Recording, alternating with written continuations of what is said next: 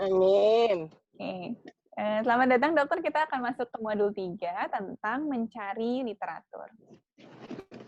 Nah, tadi kan kita sudah membuat pertanyaan penelitian ya dok. Kalau kita udah buat pertanyaan, kita sekarang cari literatur. Ini adalah bagian dari modul 3 dari 5 bagian tentang prosedur pencarian literatur, jenis-jenis pencarian literatur, database jurnal yang kita bisa gunakan untuk mencari literatur, dokumentasi pencarian, cara menseleksi literatur yang sudah didapatkan, dan membuat prisma. Nah, kita akan mulai dari sini. Ini bukunya banyak ya dok. Kayak kalau kita tarik ke belakang, mungkin dokter-dokter juga punya banyak pengalaman mengenai hal ini.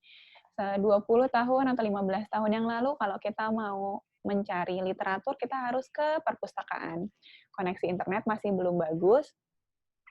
Kemudian, kemampuan kita untuk melihat informasi juga masih terbatas, karena informasinya dianggap masih sedikit dan hanya terdistribusi pada kalangan terbatas. Tapi keuntungannya, kita dibantu oleh pustakawan atau librarian yang punya teknik indexing yang bisa membuat kita mencari informasi dengan lebih cepat. Nah, kalau sekarang yang terjadi masalah adalah kita ada overflooding information, terlalu banyak informasi. Jadi kitanya overwhelming, istilahnya tuh kewalahan dengan informasi yang terlalu banyak itu. Dan kadang setelah kita teliti lagi, ternyata informasi itu kurang kredibel untuk kita percayai. Jadi, bagaimana caranya kita mendapatkan literatur yang tepat dan kredibel untuk penelitian kita? Kita harus tanyakan dulu what, how, and where. What itu adalah apa sih yang mau kita cari?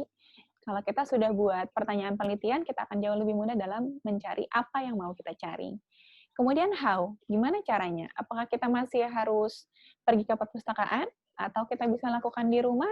Apakah kita harus cari sendiri di setiap jurnal yang kita ketahui? Boleh nggak kita mencarinya pakai aplikasi? Kemudian di mana? Database jurnal itu adanya apa saja? Boleh nggak kita cari di Google Scholar? Boleh nggak kita jadi di Google biasa? Dan lain sebagainya.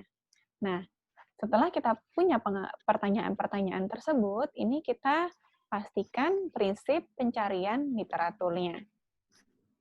Mau komprehensif atau precise, seperti tadi sudah kita pelajari bersama-sama di pembuat pertanyaan penelitian, kalau kita buat pertanyaan penelitian yang broad, kita akan dapat hasil pencarian yang komprehensif. Tapi kalau kita mau cari pertanyaan yang spesifik, kita akan dapat hasil pencarian yang precise, yang tepat, tapi mungkin kita kekurangan hasil atau kita menghilangkan hasil-hasil yang sebenarnya berkaitan dengan penelitian kita. Nah, ini adalah prosedur pencarian. Jadi, kalau kita mau mencari literatur, kita harus menentukan strateginya terlebih dahulu. Seperti kata mantan Presiden Amerika yang saya lupa namanya, if you fail to plan, you plan to fail. Oleh karena itu, kita harus menentukan dulu. Kita rencanakan dulu kita mau mencarinya dengan cara seperti apa. Kalau kita sudah mendapatkan strategi pencarian, maka kita mencari... Benjamin Franklin. Ya, betul. Terima kasih, dokter. Kata Benjamin Franklin seperti itu. Kemudian kita mencari judul dan abstrak, biasanya kita pada database jurnal, atau kita bisa juga hand searching. Bagaimana caranya akan dijelaskan lebih lanjut pada webinar kali ini. Kemudian kita harus melakukan dokumentasi, bisa dengan Excel, bisa dengan Mendeley, bisa juga dengan template yang nanti saya sediakan. Lalu setelah itu ada prosedur namanya double screening. Kalau kita mau menentukan abstrak yang sudah didapatkan untuk dicari full text-nya, sebaiknya melakukan minimal 2 orang. Jangan sendiri karena nanti tingkat biasnya akan menjadi lebih tinggi kalau sendirian, dan akan lebih capek bagi peneliti tersebut.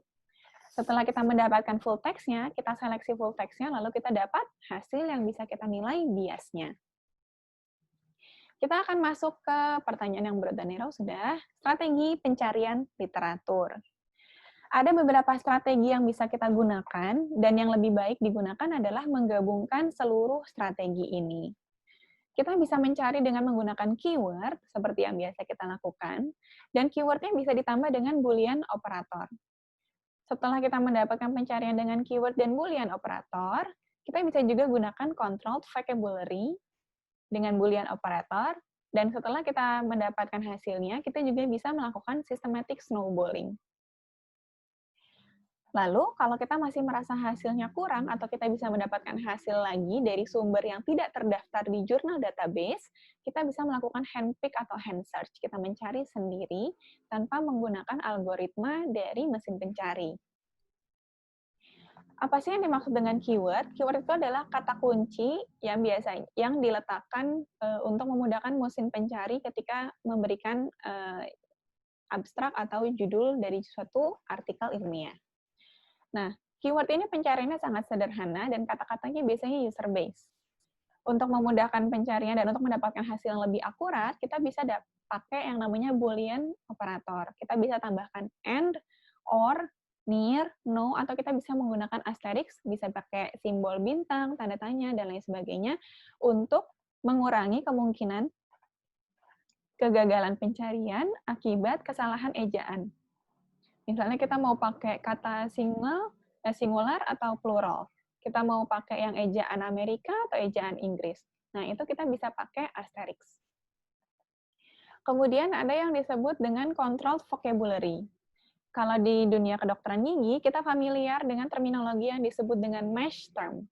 MASH term ini disediakan oleh NCBI yang gunanya untuk memberikan kategori-kategori atau kata yang berkaitan dengan kata yang sedang kita cari. Selanjutnya, kita mengenal teknik yang disebut dengan systematic snowballing. Ada snowballing secara prospektif maupun secara retrospektif. Bagaimana caranya? Akan dijelaskan di slide berikutnya. Dan yang terakhir adalah handpick. Nah, kalau yang dinamakan dengan keyword, ini adalah terminologi-terminologi yang relevan yang digunakan untuk menggambarkan isi artikel. Keyword ini, ketika kita mencari sesuatu dengan keyword, maka mesin pencari akan mencari kata tersebut pada judul maupun abstrak pada artikel-artikel di jurnal database. Keuntungannya apa kalau kita pakai keyword? Dia sangat mudah dicari, kemudian kita cepat mencarinya juga, dan biasanya dia sangat spesifik. Jadi kalau kita mau dapat hasil yang semakin sedikit, maka keyword-nya semakin banyak aja, karena dia akan mencari kata-kata tersebut. Nah, tapi kemungkinan miss-nya lebih tinggi. Jadi kalau misalnya kita menggunakan kata karies mungkin decay sama cavity itu nggak akan ditampilkan hasilnya. Jadi hasilnya lebih sedikit. Padahal sebenarnya mereka memiliki arti yang sama. Untuk bisa menemukan padanan kata dalam bahasa Inggris mengenai keyword-keyword tersebut, kita bisa menggunakan website thesaurus.com. Thesaurus akan memberikan padanan kata yang bisa kita gunakan untuk menambah keyword tersebut. Nah, kalau kita udah pakai keyword, kita tambahkan Boolean operator. Ini gunanya adalah untuk mengkombinasikan keyword-keyword yang digunakan supaya dapat hasil yang lebih tepat. Fungsinya ada beberapa, yaitu yang pertama ada and, ada or, ada not. Kalau kita mau pakai and, berarti hasilnya akan sangat sedikit. Ini irisan di tengahnya ini adalah and. Karena harus ada kedua keyword tersebut dalam judul atau abstrak dari artikel yang kita cari. Kalau kita pakai or, dia keywordnya akan mendapatkan hasil yang luas karena dia hanya boleh salah satu keyword itu ada di judul maupun di abstrak. Kalau not, misalnya keyword yang pertama kemudian tanpa keyword yang B, maka hasil yang didapatkan akan lebih banyak dari and tapi lebih sedikit dari or karena kita mengeksklusikan suatu keyword tersebut. Nah, kalau misalnya kita mau membuat urutan, itu kita pakai tanda kurung. Kalau kita pakai tanda kurung berarti keyword tersebut yang akan dicari pertama kali, baru kemudian dieksklusikan dari kata yang not. Contohnya misalnya mau cari fluoride and toothpaste. Berarti nanti harus ada tentang fluoride and toothpaste-nya, baru kalau misalnya ternyata di judul maupun di abstrak artikel itu ada kata varnish, artikel tersebut akan dieksklusikan. Tapi kalau dia tidak ada kata fluoride, hanya ada kata toothpaste dan varnish, atau tidak ada kata toothpaste, hanya ada kata fluoride dan varnish, dia akan ditampilkan sebagai hasil yang tidak akan ditampilkan sebagai hasil dari pencarian tersebut. Nah, sama dengan ini sebutnya adalah wildcat, lupa. Ini adalah variasi dari ejaan. Fluoride bisa disebutkan sebagai fluor saja atau fluoro atau fluoride. Maka untuk mendapatkan hasil yang lebih luas, kita bisa menggunakan fluor dan dan huruf terakhirnya dikasih tambahan tanda bintang. Gunanya adalah untuk memastikan bahwa ejaan tidak akan mempengaruhi hasil pencarian. Jadi kita bisa dapat hasil fluoro, fluor maupun fluoride dan lain sebagainya. Nah, kalau near dia disregard sequence. Jadi dia boleh fluoride dulu, bisa kalau bisa toothpaste, bisa fluoride, tidak menentukan hasil. Hasilnya akan sangat mirip seperti AND, tapi nanti kita akan coba kita lihat hasilnya ada perbedaan berapa ya. Nah, selanjutnya ada yang disebut dengan controlled vocabulary. Controlled vocabulary adalah keyword yang dibuat oleh pengindeks, biasanya librarian, yang gunanya untuk mengelompokkan suatu kata dalam kategori tertentu. Contohnya kayak dental karies. Nah, dental karies ini masuk ke decay, karies dentin, karies white spot, dental white spot, dan lain sebagainya. Ini entry terms dia ada subject headings, ada suggestion juga. Nanti kita akan lihat di website-nya ya. Contoh yang paling sering kita temukan untuk controlled vocabulary adalah indeks pada buku. Misalnya kita mau mempelajari tentang gingivitis kronis misalnya, maka kalau kita buka buku Carranza di bagian belakang, nanti indeksnya adalah ada gingivitis, baru di bawahnya agak menjorok ke dalam tulisan itu adalah kronik, nanti ada halaman di sampingnya. Nah, itu sebenarnya adalah controlled vocabulary. Jadi kalau kita mau cari tentang gingivitis kronis, kita bisa pelajari tentang gingivitisnya juga. Selanjutnya, ada yang disebut dengan systematic snowballing. Apa sih yang disebut dengan systematic snowballing? Jadi, kita kayak meluncurkan bola salju dari puncak bukit. Makin lama, ketika dia makin turun, dia akan makin besar. Jadi, intinya systematic snowballing di literatur review adalah kita mendapatkan literatur mengenai topik yang sedang atau pertanyaan yang kita cari dari full text atau dari referensi jurnal yang sudah kita dapatkan. Misalnya, saya dapat penelitian mengenai efek toothpaste pada anak. Nah, di sini nanti kalau sejawat sekalian membuka PubMed, dia akan ada tulisannya similar articles. Similar article ini maksudnya adalah prospective snowballing. Jadi kalau kita udah dapat satu artikel, apa sih artikel-artikel yang mirip? Atau bahkan lebih bagus lagi, apa sih artikel-artikel yang sudah mensitasi artikel yang pertama kali kita dapatkan ini? Kalau kita sudah dapat, kita bisa lihat, kita download juga abstraknya untuk nanti kita simpan dan kita analisis. Kalau retrospektif snowballing, dari literatur pertama yang kita dapatkan, kita buka kolom reference-nya, lalu kita cek reference yang digunakan apakah ada yang berkaitan juga dengan topik yang sedang kita review sekarang. Kalau ada, itu juga abstraknya kita ambil dan nanti full text-nya kita download. Itu yang disebut dengan systematic snowballing. Kita lihat dari artikel pertama, nanti akan membuat kita mendapatkan artikel kedua, ketiga, keempat, dan selanjutnya. Ini adalah database jurnal yang bisa digunakan untuk mendapatkan artikel-artikel ilmiah.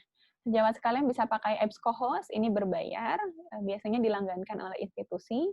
Web of Science juga. Science Direct ini free untuk mengakses abstraknya, tapi biasanya full text-nya yang berbayar. Kalau Google Scholar, banyak yang open access, DOAJ juga open access, Cochrane Library, dia subscription based. Kalau Cielo open access, PubMed ada yang open access, PubMed ini open access tapi artikelnya ada yang open access, ada yang tidak. Medline juga sama, Embase ini subscription based kalau nggak salah. Nah, selanjutnya tadi kan ada yang terakhir tuh yang belum disebutkan, ini adalah handpicked studies. Jadi, kalau kita mendapatkan penelitian dari pencarian dengan keyword maupun dengan controlled vocabulary dan masih mendapatkan hasil yang kurang ideal, mungkin kita masih mendapatkan hasil yang terlalu sedikit, kita bisa melakukan pencarian pada gray literatur. Apa sih yang disebut dengan gray literatur?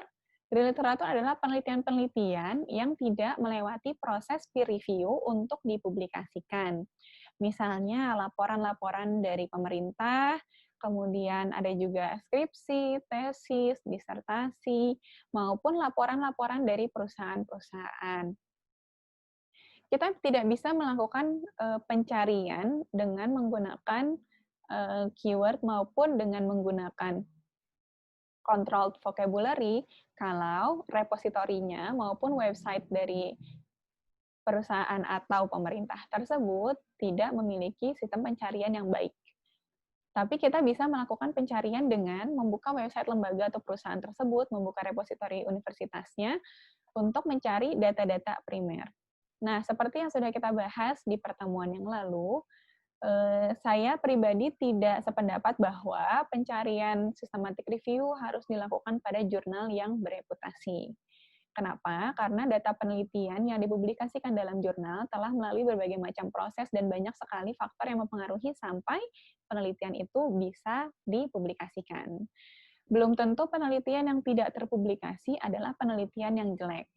Mungkin ada berbagai faktor yang menyebabkan peneliti tersebut tidak bisa mempublikasikan laporannya. Nah, tetapi data-data penelitian tersebut, selagi penelitiannya dilakukan dengan metodologi ilmiah yang tepat, yang sesuai dengan standar, maka data-data penelitian primernya masih bisa digunakan dalam review. Oleh karena itu, pencarian di grey literatur sebaiknya tetap dilakukan untuk mendapatkan hasil literatur yang baik dalam membuat systematic review. Kita juga bisa mengontak penulisnya jika sejawat sekalian mengetahui ada seorang ahli yang sering melakukan penelitian pada topik tersebut, kita bisa melihat apa saja publikasi yang pernah dihasilkan dan kita bisa berkorespondensi dengan penulis tersebut untuk melihat apakah ada penelitian yang tidak terpublikasi dan bisa kita gunakan sebagai basis untuk membuat keputusan dalam bidang kesehatan.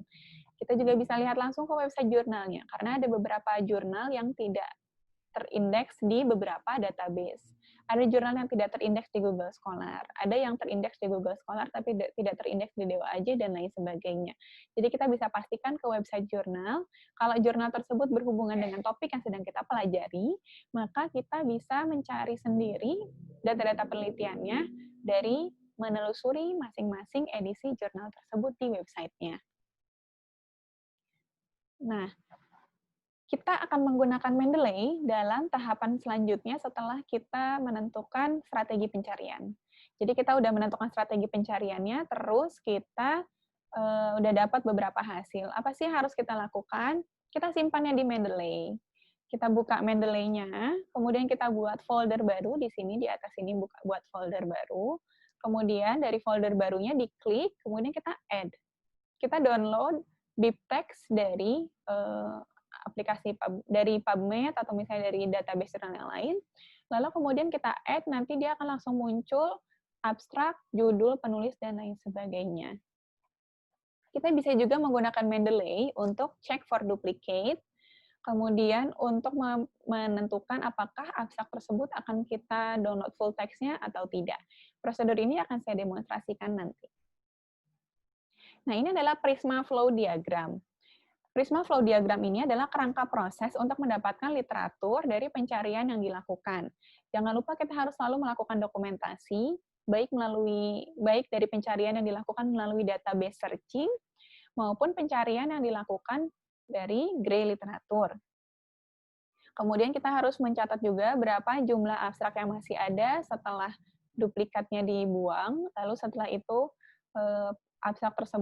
abstrak yang dilihat apakah sesuai dengan kriteria inklusi dan eksklusinya ada berapa, yang dieksklusinya berapa, lalu berapa full text yang pada akhirnya didapatkan, berapa yang disintesis menggunakan kualitatif, dan berapa yang dilakukan meta-analisis. Nah, Prisma Flow Diagram ini dicatat dan disimpan untuk nanti kemudian dilampirkan di bagian metode dari laporan systematic review yang ditulis. Apakah literatur yang harus 5 tahun terakhir? Menurut saya pribadi, tidak. Apakah literatur yang harus jurnal bereputasi? Menurut saya juga, tidak. Apakah ada minimal jumlah literatur untuk dibuat review? Tidak. Tapi tentu kita tidak bisa membuat review hanya dari satu jurnal. Pendapat yang pernah saya dengar, kita bisa membuat literatur review minimal dari 2 jurnal. Nah, di beberapa institusi, ada ketentuan tertulis maupun tidak tertulis untuk minimal literatur review itu dibuat dari 15 jurnal paling sedikit. Alasannya apa? Saya belum tahu dan saya belum menemukan sumber yang menyatakan hal tersebut. Jadi bisa nanti kita cari tahu sama-sama ya. Oke, kita akan coba lagi. Seperti tadi kita akan coba lagi. Judulnya masih sama, tentang fluoride toothpaste of different concentration for preventing dental caries. Oke, saya akan share ini.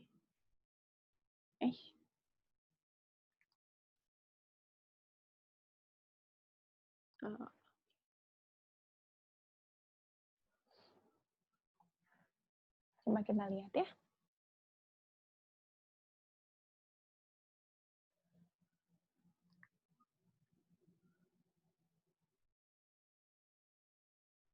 Oke, ini bedanya apa?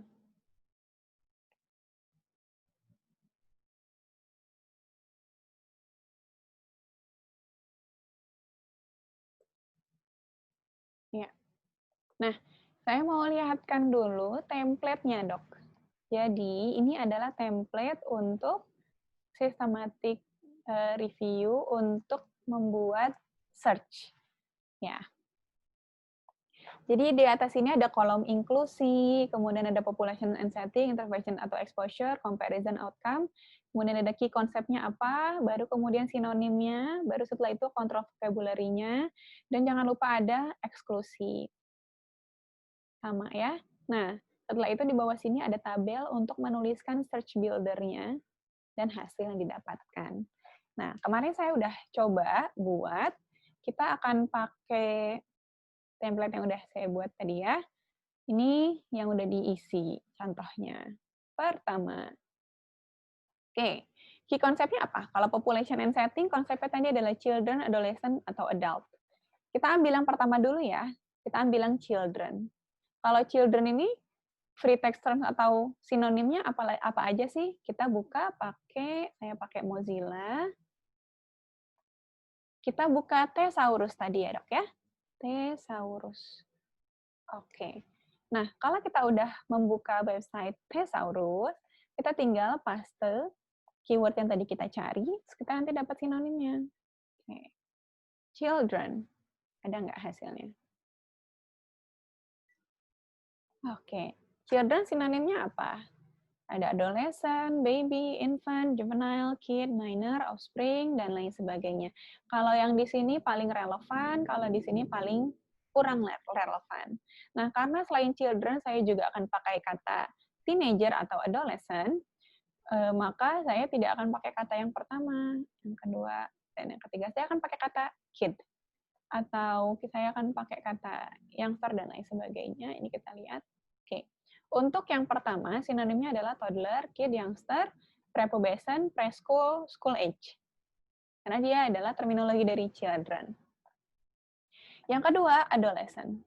Kita akan cari sama tadi ya, di sini. Ini apa?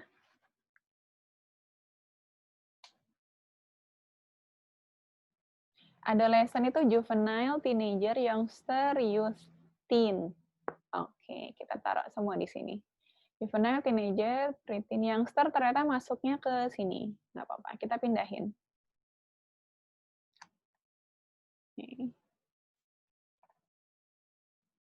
Oke. Nah, terus anggaplah ini udah ya population and setting-nya. Selanjutnya saya mau tahu tentang intervention atau exposure-nya. Jadi, intervention atau exposure-nya kan saya akan pakai fluoride. Fluoride itu padanan katanya ada nggak kalau yang di kalau di Thesaurus kita lihat ya. Apakah ada padanan dari fluoride? Nggak ada. Jadi, kita nggak pakai sinonim, tapi kita pakai apa? Kita tanya sama Google, types of fluoride in toothpaste. Ada apa aja?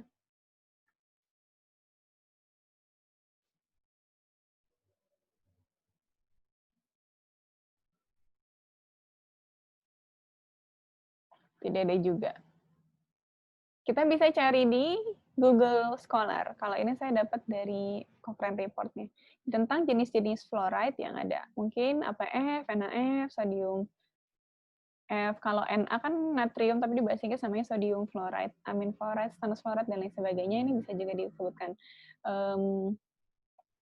Terus yang ini ppm, ppmf, ppmf ini adalah ejaan untuk kandungan fluoride per ppm dalam satu pasta gigi. Nah, yang terakhir adalah tentang decay.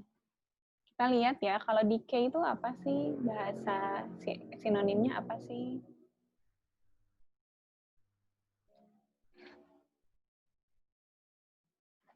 Decay ada decomposition, ada karies ini yang cocok dengan. Ada cariosity, cavity, dental caries, dental cavity. Ini kita taruh di sini. Cavity, dental cavity, caries, carioslesion. Oke. Nah, jangan lupa ada side effect-nya ya. Side effect-nya ini yang nomor 2. Mungkin staining atau fluorosis. Kalau staining nggak ada di Thesaurus kalau nggak salah. Nah, setelah kita dapat sinonim, kita pindah ke mesh terms atau M3 terms. Kita lihat dari ini ya, child ya, children atau child. Kita buka website-nya adalah mesh. meshb.nlm.nih.gov. Oke, kita pasang di mesh. Kemudian kita enter. Oke, kita lihat ya, child abuse, bla bla bla bla, nggak ada. Kita cari yang exact match aja. Nah, child. Kita lihat di sini entry term-nya adalah children. Kita juga bisa lihat minors atau only child. Nah, kalau kita mau tahu children ini masuknya ke kategori apa, kita klik yang di sini, dokter. Yang ada tulisannya 3 number. Ini diklik. Terus nanti dia ada lihat age group. Jadi kalau kita mau mengkategorikan populasi penelitian kita bisa pakai adolescent, adult, child, infant. Child bisa jadi preschool, children juga. Makanya di sini ada child preschool atau child. Nah, setelah itu kita juga bisa melihat mungkin penelitian tersebut tidak dilihat dari populasinya utuh sebagai seorang anak, tapi dilihat dari kondisi giginya. Apakah dia primary dentition atau permanent dentition, maka kita juga bisa cari di sini. Dentition. Kita cari lagi di search. Kemudian exact match. Dentition. Oke. Nah, dentition ini kita bisa pakai dentition primary, dentition permanent, dentition mix, atau kita pakai tooth. Kita bisa lihat juga di tree number-nya, kita klik, kemudian ini ada jenis-jenisnya. Mau pakai tooth atau mixed dentition, permanent dentition.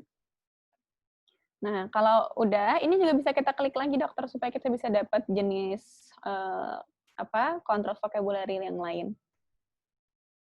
Mixed dentition ini apa? Lihat di atasnya, permanent dentition. Detailsnya ada apa lagi? Ada transitional dentition, dok.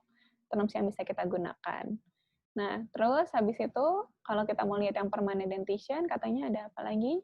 Permanent, ada secondary dentition atau adult dentition. Kita bisa juga pakai kata itu untuk mencari jurnal-jurnal yang berkaitan dengan topik yang akan kita gunakan. Ini semua kita catat di sini. Oke, kalau udah balik ke yang di sini. Kita cari tadi tentang apa? Fluoride. Fluoride ya, kita akan cari fluoride di mesh. Fluoride di mesh itu oke. Fluoride. Nih, kita lihat ya. Tadi kan kita mencarinya pakai kata bentuk tunggal. Ya, sedangkan di sini fluoride-nya pakai S. Jadi, kalau kita tuliskan di sini, fluornya adalah fluoride, pakai S. Oke. Kemudian, fluoride ini masuknya ke kategori apa sih? Karyostatic agent. Entry term-nya boleh fluoride yang nggak pakai S. Karyostatic agent, kemudian dia ada dental fluorosis, topical fluoride, fluoride poisoning, dan lain sebagainya. Nah, dia ada juga fluorides topical. Jadi kalau kita mencari fluorides, bisa jadi hasilnya nanti muncul juga tentang fluorides topical. Sedangkan kan itu tadi masuk ke kriteria eksklusi ya dari penelitian kita, hanya kita masukkan di sini. Kalau di eksklusi, topical fluoride. Di sini, ya, mesh heading ini harusnya di bawah sini.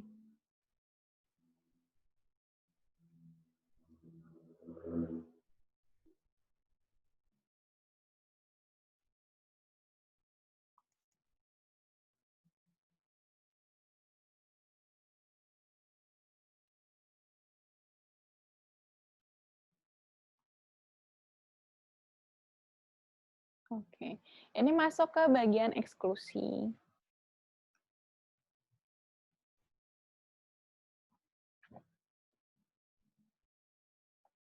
Nah, kemudian kalau kita buka di tree number-nya, dia ternyata ada jenis-jenisnya, ada calcium fluoride, fluoride topical, sodium fluoride, sulfur hexafluoride, dan tin fluoride.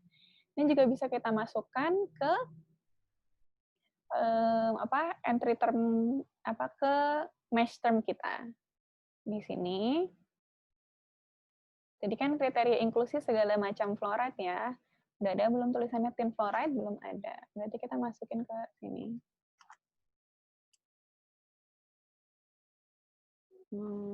Dan lain sebagainya. Nah, kalau sudah, kita coba yang ini, yang dental caries.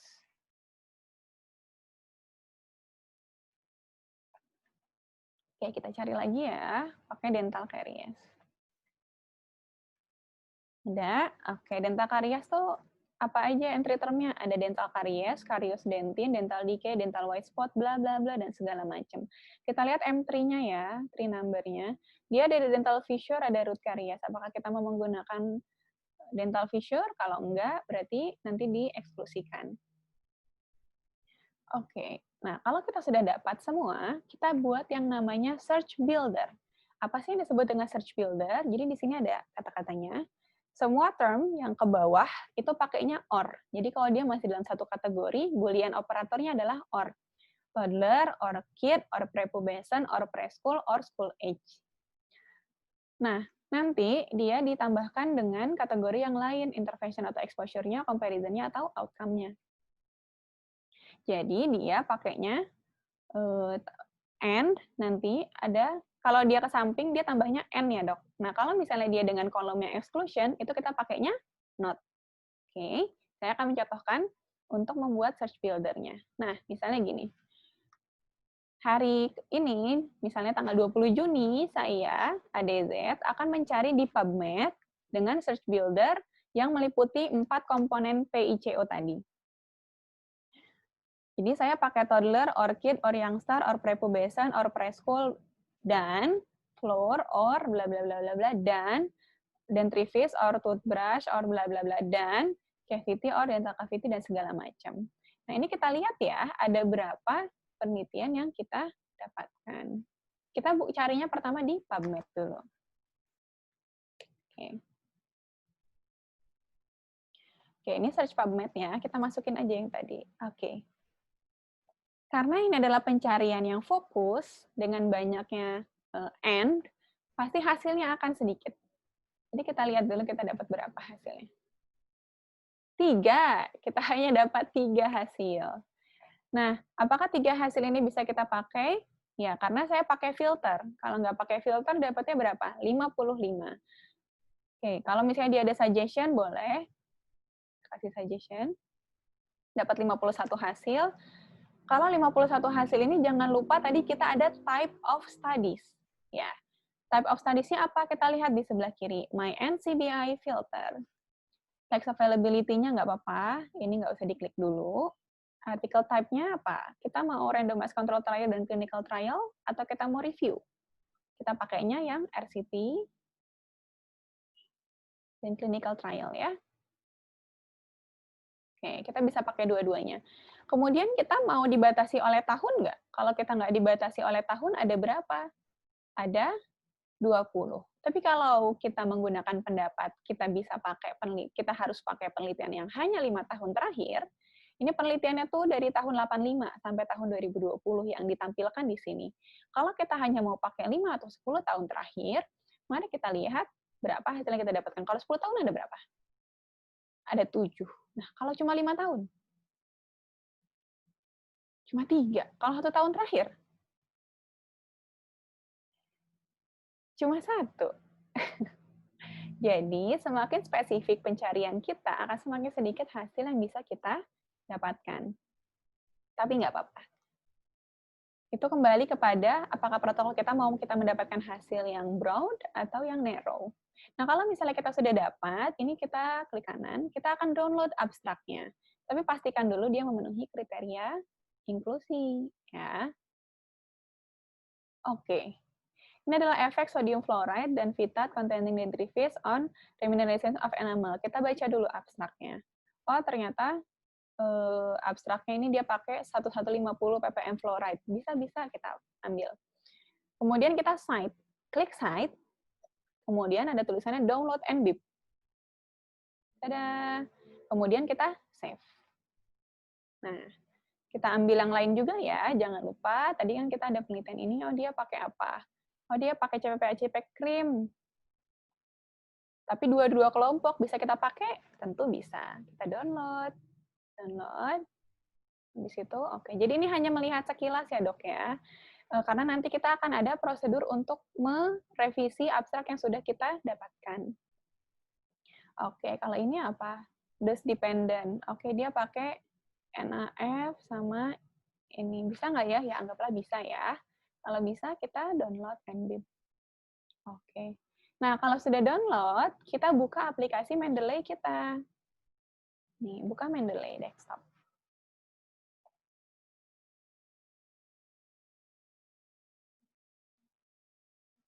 Oke, ini semua punya kita all dokumen.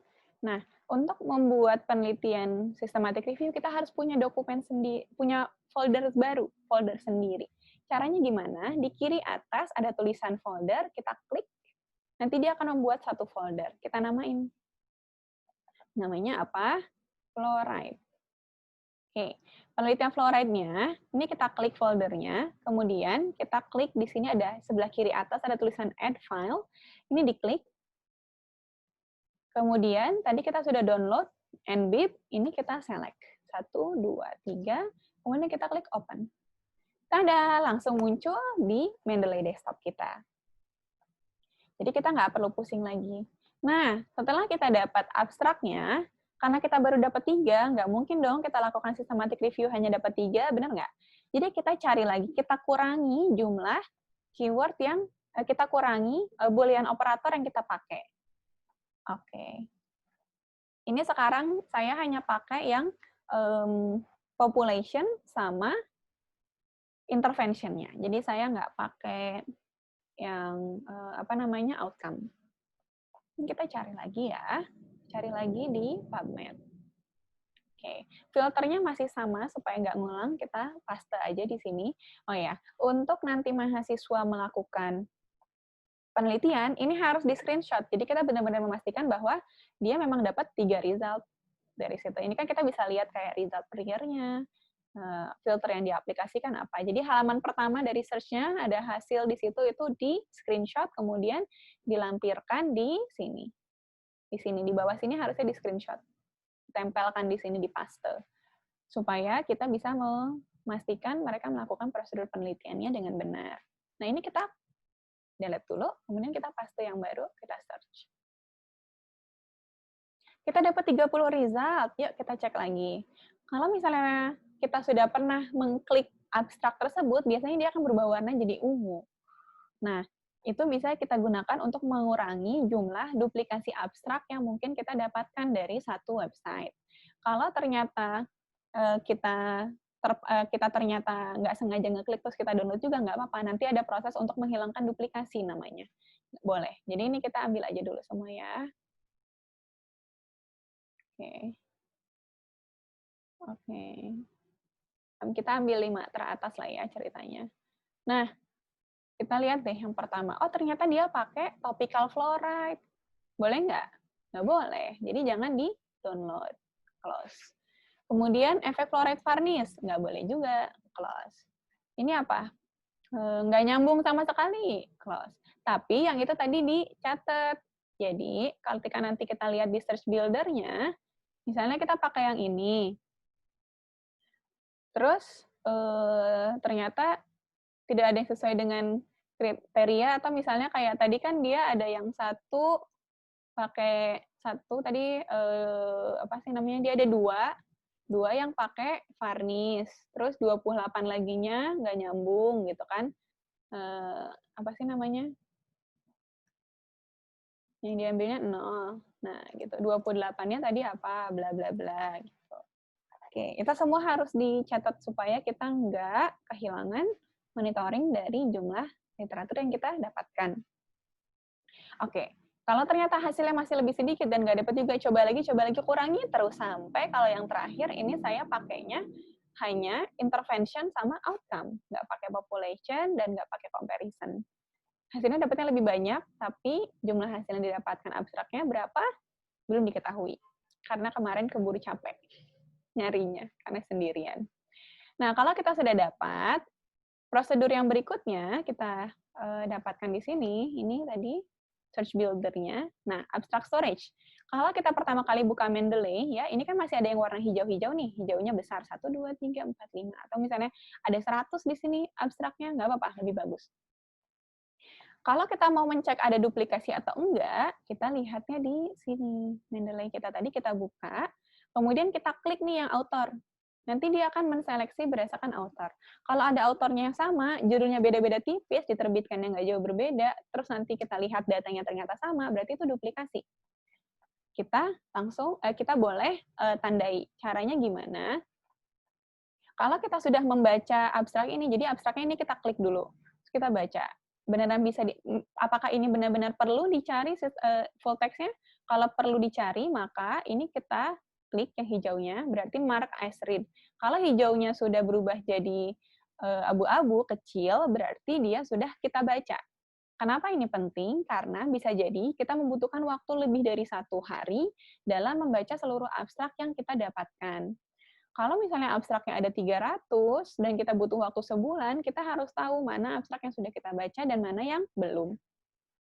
Kalau kita sudah baca abstraknya, kita tinggal klik, kemudian kita kita bintangin. Kalau kita merasa abstraknya cocok dengan penelitian kita, dan kita mau cari full text-nya, ini kita klik, add to favorite. Nah, kemudian kita baca lagi yang kedua. Mungkin besok harinya ini nggak apa-apa, ini bisa ditinggal. Kalau ini kita close, nanti kita buka lagi, tanda read sama tanda bintangnya tidak akan berubah. Kemudian kita lihat lagi yang kedua. Ini dia pakai dentifrice containing sodium fluoride sama organic polyphosphate, bla bla bla bla bla bla. Tapi dia nyarinya nggak pakai, tapi dia apa sih namanya, pengukuran hasilnya pakai apa? Dia nggak pakai DMFT misalnya. Kalau ini pakai DMFT nggak? Nggak juga. Tapi apakah hanya DMFT? Ya anggaplah begitu. Pokoknya kalau misalnya ternyata ini nggak sesuai, berarti ini kita read, tapi jangan dibintangin, dok. Nah, terus habis itu klik yang di sini lagi. Yang terakhir, ini modelnya apa? Oke. Dia ada ini, ada chlorhexidine. Tadi kan chlorhexidine masuk ke kriteria yang dieksklusikan kalau dia hanya di satu kelompok. Tapi kalau di sini negatif kontrolnya pakai fluoride, cuma nggak pakai chlorhexidine. Oke. Nah, jadi ini kita tidak inklusikan. Jadi ini kita sudah read, tapi nggak kita masukin. Nah, kalau kita mau cari full text dari suatu abstrak yang sudah kita tentukan bahwa dia akan sesuai dengan hasil pencarian kita, ini kita klik. Kemudian di sini ada tulisannya, View Research Catalog Entry for this paper. Ini juga kita klik. Nanti dia akan memunculkan hasil di Mendeley. Di Mendeley Catalog. Jadi kita nggak perlu nginput judulnya lagi, kita cari di Google Scholar atau dimanapun kita. Nah, kalau kita sudah dapat, ya maafkan internet saya. Ini dong. Lama loadingnya. Nah, ini kan ada, di sini tulisannya ada get full text. Ini kita klik. Kadang dia ada yang open access, ada yang tidak open access. Udah, selesai. Kita sudah dapat literaturnya. Nah, kalau sudah daftar pustakanya, kita akan bahas untuk pertanyaan. Ya, silakan dokter sekalian kalau ada yang mau didiskusikan.